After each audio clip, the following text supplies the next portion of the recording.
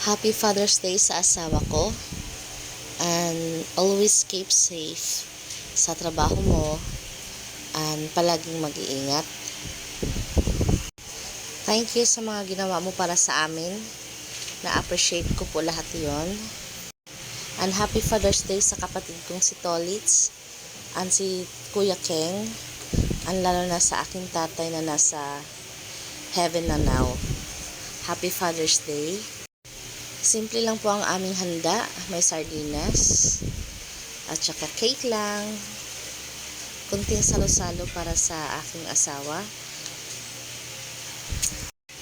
Pero masaya naman.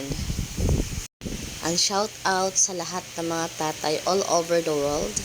Happy Father's Day sa mga nanay na nagpakatatay at sa tatay na nagpakananay.